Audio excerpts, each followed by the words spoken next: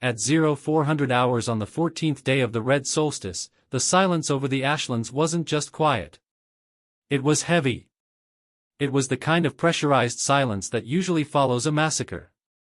But in the center of Sector 4, amidst the burning wreckage of what was supposed to be the invincible elven vanguard, something was moving. It wasn't the graceful, winged silhouette the High Command was used to seeing. It was low to the ground. Dense. A creature of jagged obsidian scales and muscle so compact it looked like a walking siege engine. Beside it stood Sergeant Kalen Vance. He looked at the carnage, the shattered mithril, the broken lances of the Sky Knights, and he didn't smile.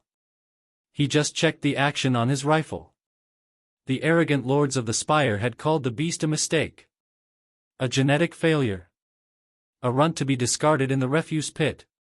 But as the smoke cleared, the battlefield told a different story.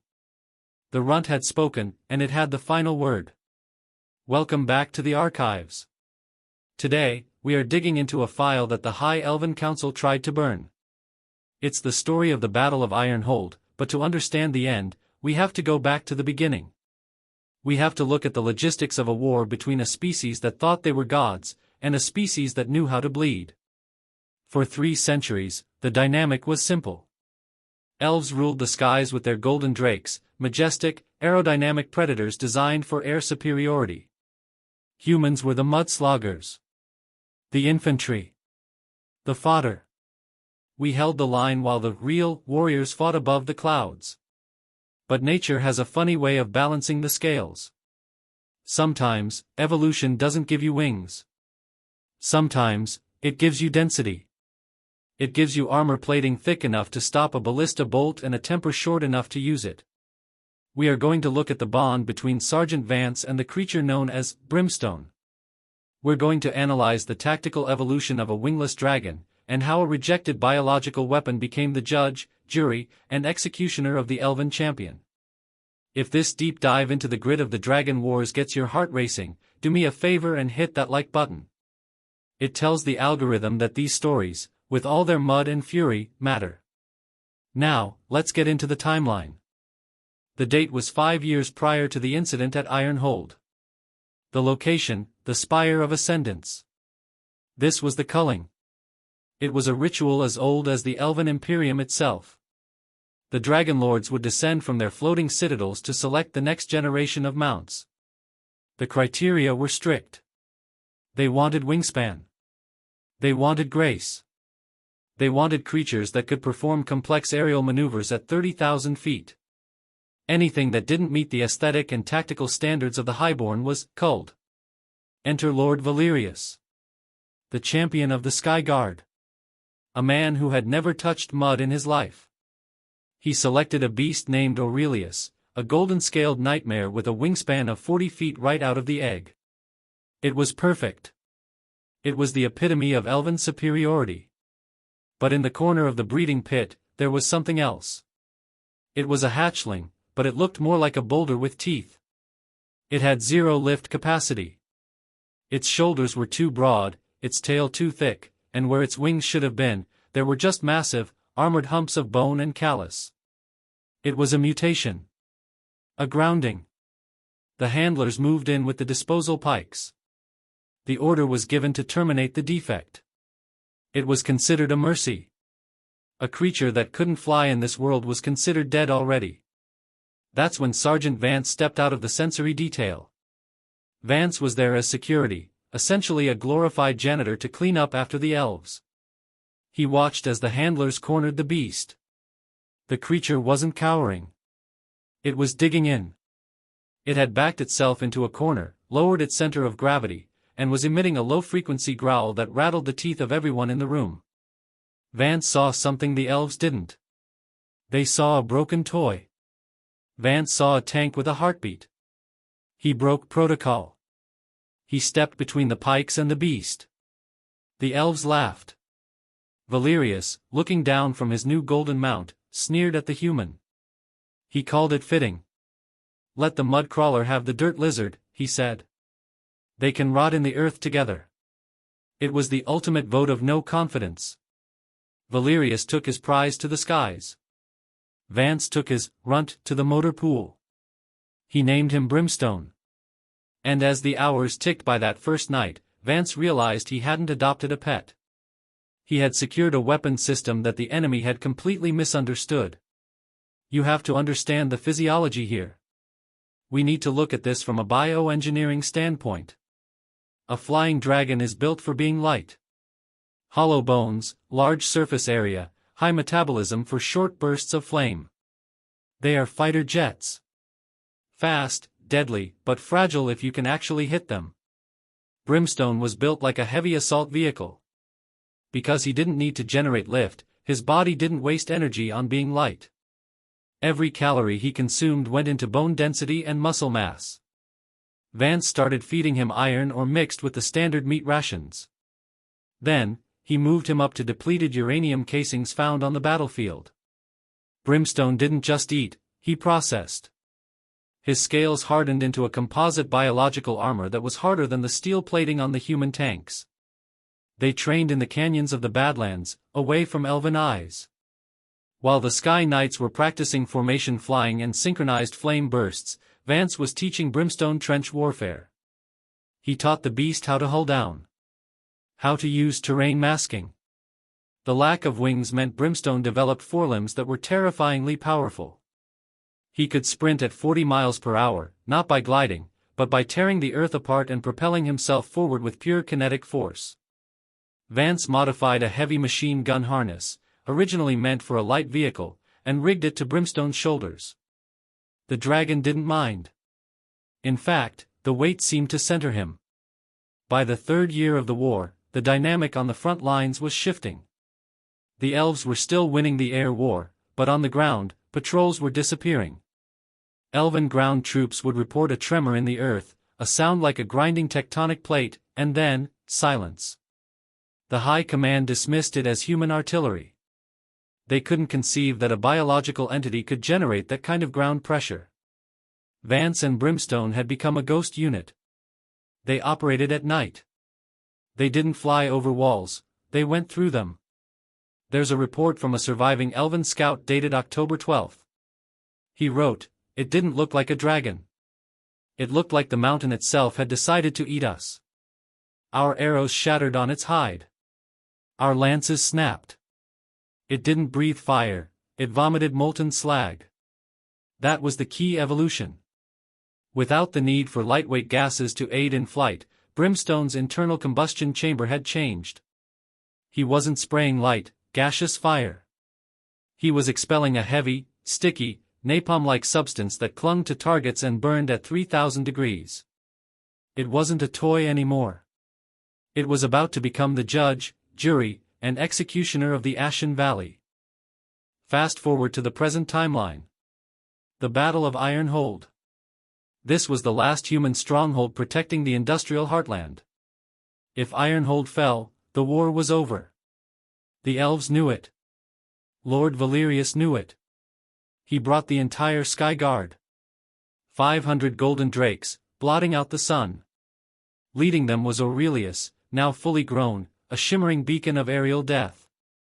The bombardment started at 0600. The humans were pinned.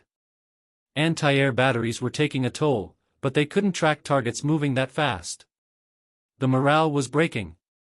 Men were throwing down their rifles. It was the psychological weight of fighting gods.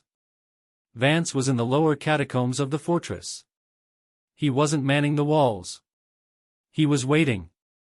He knew something about dragons that the elves had forgotten in their arrogance. Dragons are territorial. And the most dangerous place to be isn't in front of a dragon, it's in the territory of a dragon that cannot flee.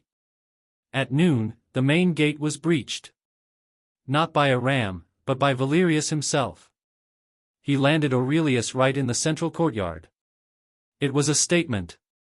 He wanted the humans to see their conqueror up close. Valerius drew his sun blade. He called out for the human commander to surrender. He gave a speech about the natural order of things. About how the sky rules the earth. Then, the ground started to shake. It wasn't artillery. The rhythm was organic. Thump. Thump. Thump. From the shadowed archway of the barracks, the darkness seemed to solidify. Sergeant Vance walked out, lighting a cigar. He looked small, insignificant against the golden scale of Aurelius. Valerius laughed. He recognized him. The janitor, he mocked. And where is your flightless worm? Did it die of shame? Vance took a long drag, exhaled the smoke, and simply pointed at the ground beneath Aurelius's feet. He's not a worm, my lord, Vance said. He's a trapdoor spider. Section 4, The Apex Predator. 23:15-28:30. The attack didn't come from the front. It came from below. Brimstone had tunneled under the courtyard concrete. He erupted upwards with the force of a breaching submarine. This is where the physics of the engagement changed instantly. Aurelius was built for air. He was light, hollow-boned. Brimstone was 5 tons of solid muscle and heavy plating. Brimstone didn't try to outmaneuver the Golden Dragon. He slammed into him with the momentum of a freight train. The impact shockwave shattered the windows in the keep. Valerius was thrown back, watching in horror. His magnificent beast tried to flap its wings, to take off, to get back to the safety of the sky. But Brimstone had clamped his jaws onto the joint of the left wing. And then, he started to roll. It was a crocodile death roll, executed by a creature the size of a tank. The sound of hollow dragon bones snapping echoed across the courtyard like gunshot reports. Valerius screamed, charging forward with his blade. He struck Brimstone's flank. The Sunblade, a weapon forged to cut through anything, sparked and skidded off the depleted uranium-infused scales. It was like trying to cut a diamond with a spoon. Vance laid down suppressive fire, keeping the elf pinned. He's not built for your world, Valerius. Vance shouted over the roar of the combat. He's built for ours. Down here, gravity is a weapon. Aurelius, the Golden Champion, panicked. He unleashed a stream of fire. But Brimstone didn't retreat. He simply lowered his head, his armored crest acting as a plow, and pushed through the fire. This was the moment the elven worldview shattered. They believed superiority came from elevation. They believed that being above the mud made you clean. But in a fight for survival, the mud is where the work gets done. Brimstone pinned the larger dragon to the ground. The golden dragon clawed at Brimstone's hide, but the claws couldn't find purchase on the jagged, rocky scales. Then, silence returned to the courtyard. Aurelius lay broken, his wings useless, pinned under the massive weight of the runt. Brimstone roared, not a high-pitched screech of a sky predator, but a guttural, subsonic boom that felt like a gavel striking a sounding block. Valerius dropped his sword. He looked at the runt that had just dismantled the pride of the elven fleet in under 3 minutes. Vance walked up to the fallen champion. He didn't execute him. He didn't need to. The symbol was destroyed. Take your beast, Vance said. If he lives, tell him to stay above the clouds. The ground belongs to us now. The retreat of the Sky Guard was chaotic. The psychological impact of seeing their champion broken by a flightless mutation caused a collapse in the chain of command. Ironhold stood. In the weeks that followed, the war changed. The elves stopped flying low. The air superiority meant nothing if they couldn't touch the ground without being torn apart. Brimstone became a legend. Not because he was beautiful. He was ugly. He was scarred. He smelled like ozone and wet earth. But he was effective. This story reminds us of a fundamental truth of conflict. We often mistake elegance for power. We mistake the shiny, high-tech, high-flying asset for the superior one. But when the chips are down, when the simulation ends and reality begins, it's often the ugly, heavy, rugged solution that survives. Valerius chose the dragon that looked like a god. Vance chose the dragon that fought like a devil. So, here is the question for you guys tonight. Drop a comment below. If you were standing in that breeding pit, would you have taken the golden drake with the power of flight, or would you have saved the runt and stayed in the mud? Would you choose air superiority, or heavy armor? Let us know, we read every single comment. We are digging through the archives every week to bring you the legendary beasts and the forgotten heroes of the wars that shaped this world. If you enjoyed this story, subscribe to the channel and turn on notifications so you never miss a briefing. Thank you for watching. Thank you for remembering. And we'll see you in the next foxhole.